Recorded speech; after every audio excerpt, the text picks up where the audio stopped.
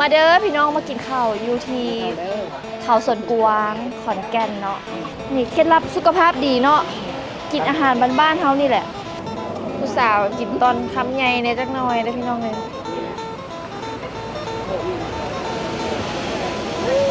มื้อหนึ่งนี่ไก่ประมาณจักตัววันธรรมดากะประมาณ30-40ค่ะแม่นเสาร์อาทิตย์หรือเทศกาลกะ100ไปสบายดีขอนแก่น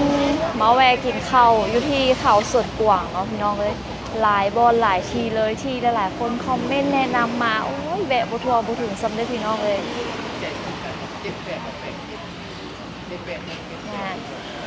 สั่งซื้อเลขละเดี๋ยวคันมาได้ไปแวะต้องได้ซื้อแล้วแหละต้องหีบซื้อได้เพราะว่าเดี๋ยวมันมืด มาเดี๋ยวเข้ามากินข้าวกันก่อนตอนนี้กะมาอยู่กับทีมงานป้าสาว60บวกกันอีกแล้วหิวข้าวบ่จ้าหิวจ้าได้ข้าวมาแล้วเนาะเดี๋ยวได้ตอนคือต้องยอมรับเลยว่าแม่แข็งแรงหลายคือเฮาเองนี่เนาะ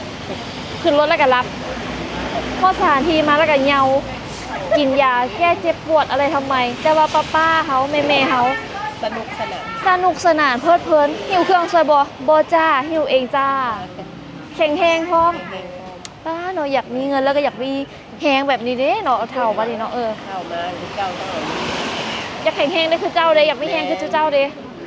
เฮานี่สิมีคือเพิ่นบ่นี่โดยเฉพาะเงินมาเที่ยวมาเดี๋ยวเฮามาเลาะเบิ่งอาหารการกินของพวกเฮาในมื้อนี้กันก่อนดีกว่าเนาะว่าสิได้อีหยังกันแน่มากันมื้อนี้ก็คือ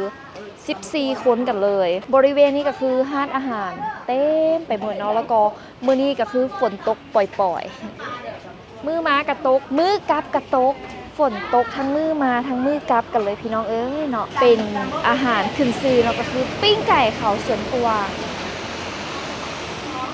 อันนี้น่าจะเป็นไส้เดียวกันหมดเลยที่เบิ่งเนาะปลอกปอกแป๊กปิ้งเตาถ่านฮ้อนๆหุ่มๆแบบนี้เลยไฟอ่อนๆน้องสีเหลืองสวยงามขนาดแล้วกับบัวได้มีด่างมีใหม่เลยเขาเจ้าเฮ็ดคักเขาเจ้าเฮ็ดดีเลยพี่น้องแต่ว่าราคานี่น้องยังบ่ฮู้เท่าเด้อโซแบบนี้เลยนะครับเมืองไดโนเสาร์บ่เห็นมีรูปไดโนเสาร์นะอยู่บ้านนอกก็มีไดโนเสาร์แต่ว่าเป็นไดโนเสาร์น้อยเป็นตัวกระป๋อมหั่นนะตัวกระป๋อมที่ป๋อมอ่ะนะอาหารคล้ายๆกันเลยเนาะปิ้งไก่ตำบักหุ่งมีลาบมีแกงเนาะเพิ่นก็บ่รอขายมักบัวขายมักม่วงเนี่ยพี่น้องผู้ใดเคยมาแวะกินแถวนี้แน่ห้างที่น้องแวะก็คืออยู่หน้าปตทเลยพามาเบิ่งบริเวณทางด้านหน้ากันแล้วเดี๋ยวเขาเข้าไปทางในห้างกันคืนนอนเดี๋ยวบ่สบายตากแดดตากฝนไล่บรรยากาศร้านก็จะประมาณนี้เลยค่ะทุกคนอบอุ่นว่าพื้นนี่สะอาดดีด้วยนี่ลูกค้าร้านนี้เต็มเลยนะคะมีกระแลมด้วยทางนี้หิวข้าวกันแล้วสั่งตำ2เลยบ่มีสองคนกินได้แม่น2รสชาติคนกิน2รสชาตินี้เผ็ดคนต้องกินไอ้รุ่นมันบ่กินห่วยพอตู้มันก็กินเผ็ดได้ขนาดพุ่นน่ะฮะเรากินบ่เผ็ดป่ะโอ้คิดว่าเรากินเผ็ดแข็งแห้งเลยเพิ่นมาผู้เดียวหนีปลาลูกเต้ามาเที่ยวนะพ่อตู้เนาะตีนไก่ตีนกินบ่ตีนเนี่ยบ่เอาเลยพ่อตู้จักปีแล้วพ่อตู้84ผู้บ่าวขาเลาะตัวนี้นะ48ไม่ตู้อยากกับ37อ๋อ37เรียกเตาโอ้ยมีจะนี่กำลังหน้าหักเลยอายุซ้ำนี้ต้องหน้าหักหน้าเลยโอ้ยเนาะสาวบ้านใดเนาะนี่เนาะสาวบ้านใดนี่สาวซิเกอร์ทั้งแห้งเมื่อไหร่พอตู้พอตู้บ้านไหนซิเกอร์โอ้ยให้บ้านเดียวกันก็ผู้บ้าผู้สาวเนี่ยแฟนมีตู้มูมาบ่เราเงินแฟนพอตู้ตู้ไปซ่อเอาทั้งหน้านี่มีตู้เราไปซ่อข้างหน้าเนาะมีตู้หนีปลาแล้วเนาะม้าหนีก็คือแบบสาวโสดเบาโสดสัวคาวเนาะเดี๋ยวกลับไปก็ไปหาลูกหาเต้าเลยแถ ข็งแรงยังกินแซ่บแล้วก็ยังเที่ยวได้เนาะพี่น้องเนาะขอเคล็ดลับดูให้จะได้คือสุขภาพดีแบบนี้72วะ เที่ยว แม่นจะได้กินเนื้ออาหารเนี่ย กินแนวนี้นี่แม่อ๋อ แม่น โอ้พอตู้นี่ก็มากินลาบงัวอีกได้อนะ นี่เคล็ดลับสุขภาพดีเนาะกินอาหารบ้านๆเฮานี่แหละนี่ปลาเตี้ยบ่ได้คาลัมเกาะคาลัมไก่ที่ปันดอกปันดงบ่มี บ่ กินสุขภาพแข็งแรงเนาะพี่น้องไปลินไปเที่ยวได้กินได้แวะได้คักเลย เป็นจะได้สบายอยู่ แหน่อายใหญ่ของเฮาเนาะอัน28บ่ลืมแล้ว82 28 84 โอ้ไกลมาละมาเฮามาเริ่มกินกันเลยดีกว่า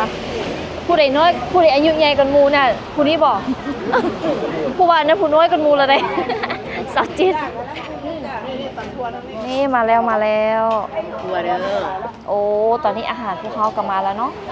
กินข้าวเด้อ โดเอิ้นเพิ่นมากินข้าวน้ำแน่ กินข้าวเด้อมาละเด้อนี่ตำคั่วอีก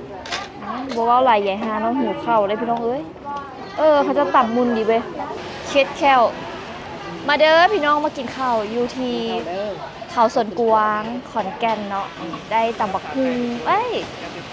ตำบักฮุงตำบักทั่วปิ้งไก่อยู่นี่ตัวเท่าไหร่ ลืมละถามแล้วลืมละถามแล้วก็ลืม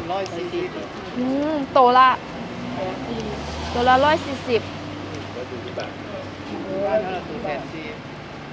โตอ้าว ที่ดอดยืนยกไปแหลมเลย บ้านเฮาแสนซีก็200 บาท อันนี้140 ที่กินแต่ไหนกินอะไรทุกใหญ่เลยแล้ว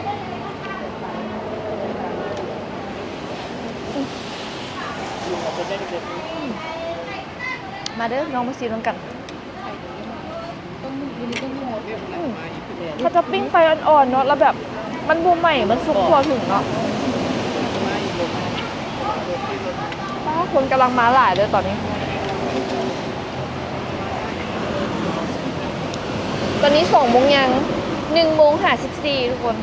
หน่อยเขาเจ้าก็บ่ได้กินข้าว12 โมงได้เนาะเขาเจ้ากินข้าว1 โมง 2 โมงเหมือนกับเราเลยอันนี้เจ้าอย่างเจ้าบักขาม แซ่บจัง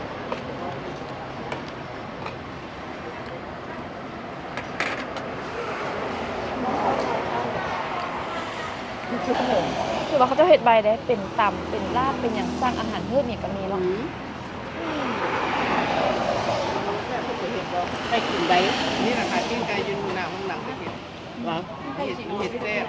เห็ดแซ่บเดี๋ยวนี้เศร้าแล้ว บ่เห็นแล้ววะคุมโพเนาะ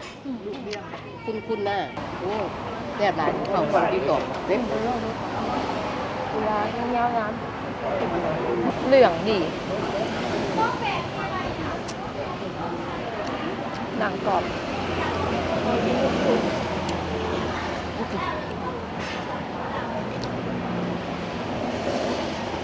เพราะว่าเอาผู้ซื้อทอดเนาะปิ้งไก่เนี่ย ขอบคุณคุณทอด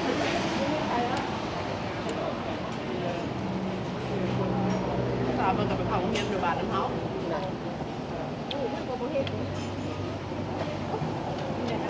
ผู้สาวกินตอนคำใหญ่ในจักหน่อยได้อพี่น้องเลย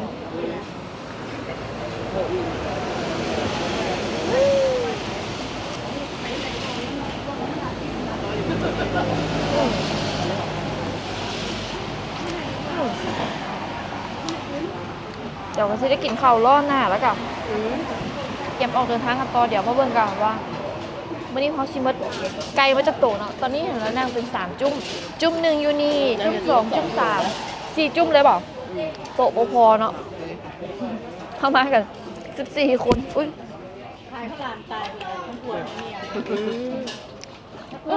เห็นจะซื้อบักบัวอันผงเท่าไหร่ เอา3 ถุง5ฟีชื่อละเด้อ อืม ตู้ต้นมีตู้เดินตู้แล้วก็ขาย ตอนนี้ก็พากันสั่นข้าวแล้วเนาะแล้วก็เกี่ยมได้ปะนี่เกี่ยมกินของว่าง เอากินไหมผัก บัวเกี่ยมไปลอยมดไก่โตก็จะโตด้วยบักบัวสวัสดีเจ้าของซื้อว่าจังไดจ๊ะ เจ้าของคนนั้นจ้ะ ตัวเองซื้อว่าอย่างคะ ชื่อเลดี้ เอาฮับหน้าที่เป็นหยังบ่ดี เป็นพนักงานเสิร์ฟเพชรได้ทุกอย่างเลย โอ้อยู่นี่เนี่ยมันขายจักโมงหาจักโมง แล้วแต่มือบางมือไก่มือกาปิดไว้ บอกแบบมือหนึงนี่งบไก่ประมาณจักโต เสาร์อาทิตย์จะคนร้ายประมาณ50-500ตัว 50-500ตัวเป็นคนขอนแก่นบ่ เป็นคนสยะ สาวลาว แมน สาวลาวคือมาอยู่ไทยได้จังไหน มาซวยวีอักลุง อ๋อลุงเพิ่นก็อยู่นี่ แมนตัวนี้แมนหารของลุง ว้าวมาอยู่นี่เดือนแล้วหรอ จะได้2 เดือนแล้ว โอ้ได้กลับบ้านอยู่บ่ แมนสิกลับวันที่ห้า มาเมื่อไหร่บัดนี้ มาวันที่9เดือนก่อนเดือนแล้วเดือนก่อน เดือนหนึงกลับบ้านจักเทื่อ หาก็มาเพราะว่าเขาเฮียนอยู่ยังเฮียนอยู่แมน ยังอยู่ไส เฮียนอยู่มอซอไสสวัสดิ์ แล้วเข้ามานี่แม่นเข้ามาแบบใดเข้ามาเดือนหนึงกลับเทื่อหนึงหรือว่ามาแต่เสา เขา ร์อาทิ มา ตย์ แบบเขาโตหัสปอร์ตมา2 เดือน แล้วเฮาก็แบบมืดแล้วก็กลับเลยจะบ่ได้อยู่ต่อเพราะว่าจะกลับไปเขาโรงเรียน เก็บของเฮียนแล้วเนาะโซนี่แม่นมาซอยเวียกเพิ่นซื่อๆแล้วไอ้ถามเนี่ยคือแบบมื้อหนึงนี่ไกลประมาณจักโต วันธรรมดาก็ประมาณ30-40นะคะแม่นเสาร์อาทิตย์หรือเทศกาลก็100ปลาย บอก แม่น แล้วปิ้งจังซี่นี่ดนบ่สุกเทื่อสิสุก บ่รุนปานใดบ่ประมาณ10-50ปลายนาทีหรือว่า20 ประมาณ20สิ แม่น คือสุกไวแท้ เพราะว่าเพิ่นจะหาน้ำมันนำ เคยปิ้งกินอยู่บ้านนะมันเป็นชั่วโมงกลับไปเฮียนเนาะปีหนึงบอก เฮียนอยู่ม ไง สาวมห้าบ่ดิ .5 แม่น โดย ไปก็ไปเฮียนอยู่ม แล้วจบมเจ็ดนี่มีแผนมาเฮียนอยู่ไสบ่ .6 ว่าสิบ่เฮียน เพราะว่าคิดบ่ออกว่าสิเฮียนหยัง มาเฮียนขายเครื่อง แม่นอยู่บ้านก็ขายเครื่องอยู่บ้านก็อยู่ห้านขายเครื่อง หาเงินไปเลยเนาะ แม่น นี่กะเพื่อไว้คันเราอยากเฮียนกะอันนี้พวกฟ้าว่าอีก2ปีเพิ่นสิจบ แม่น เด้ขอบใจคนสวยโดยอ้าวสาวลาว บ่ฮู้ชื่อ ไปสิน้องขอจับช่อง YouTube เด้อโดยขอบใจ สบายดีค่ะ โอ้โหแม่ค้าคนสวยเฮ็ดเองทุกอย่างเลยบ่เจ้าของร้านนี่ แม่นจ้า ป้านเฮ็ดจังไดวะมันคือบ่ใหม่ก่อนสุกค่อยปิ้งค่อย ไม่ทานให้มันดีๆจ้าทานจะเฮ็ดไฟแห้งหลาย ๆบ่โดดบ่สุกนี่ ซุปจะเฮาแช่ไฟเรื่อยๆมันก็สุกของมันเลย ถ้าน้ำมันดูๆเนี่ยน้ำมันหมูมาท่า ปิ้งกินเองอยู่บ้านชั่วโมงหนึงใหม่ก่อนสุกพร้อมมาซื้อเอาเนาะตัวละจักบาทคะ ตัว140จ้าใส่ตัวลดได้ ส่วนหลายแม่นั่นนักท่องเที่ยวที่มานี่แม่นั่นเป็นคนทางใดเนี่ยมาแวะกิน ส่วนมันจะเป็นคนลาวจ้ะ